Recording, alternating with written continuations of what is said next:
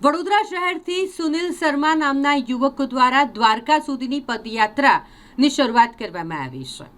વડોદરાથી દ્વારકા લગભગ 550 કિલોમીટરની સફર તેઓ પગપાળા કરશે, જેની પાછળનો ઉદ્દેશ્ય છે તેમના દ્વારા લખવામાં આવેલી ફિલ્મ। તેઓ દ્વારા એક સ્ક્રિપ્ટ લખવામાં આવી છે, કાનાનો ચક્રવ્યૂહ।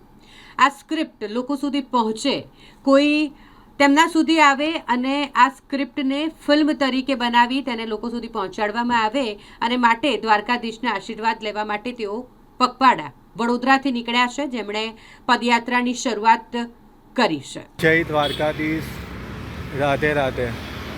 હું સુનિલ શર્મા બરોડાથી વાત કરું છું। હું પદયાત્રા બરોડાથી દ્વારકા પદયાત્રા પર જઈ રહ્યો છું, 500-550 કિલોમીટર ભગવાન દ્વારકાધીશના આશીર્વાદ લેવા માટે। આશીર્વાદ મારો એક ઉદ્દેશ છે કે મેં એક મૂવી લખી છે, કાનાનું ચક્રવ્યૂહ। એ કાનાનું ચક્રવ્યૂહ માટે મેં આશીર્વાદ માટે જઈ રહ્યો છું કે કોઈ અમારા આના પર નિમિત્ત બને, ભગવાન દ્વારકાધીશ કોઈને મોકલે અને આના પર નિમિત્ત બને અને કાનાનું ચક્રવ્યૂહ લોકો સુધી એ મૂવી પહોંચે અને લોકો સુધી એ ઉદ્દેશ પહોંચે।